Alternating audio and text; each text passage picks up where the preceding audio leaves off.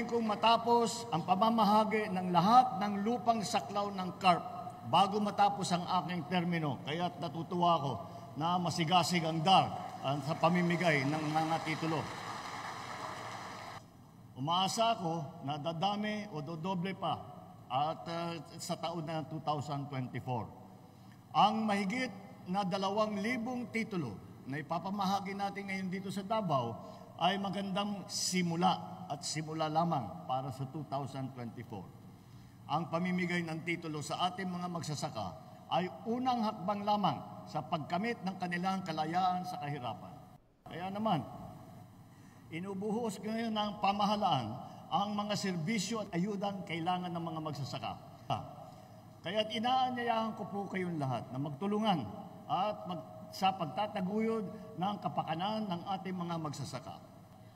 Sama-sama at kapit-bisig po tayo sa pagpapayabong ng agrikultura ng bansa sa pagkamit ng mas masaganang bukas para sa ating lahat, para sa lahat ng Pilipinas.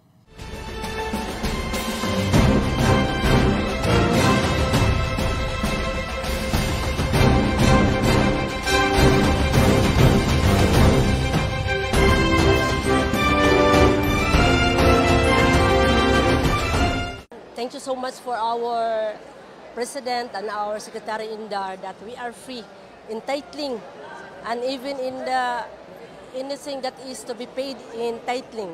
So I'm so very happy and I have the chance to say thank you so much in the part of Panabo Group. Papasalamat kami kay PBBM, kay Presidente, tapos kay Secretary na gumawa sila ng parabang yung programa na mabigay sa amin talaga. Tapos hamakin mo, walang kasing piso o kasing sentimos na gasto namin.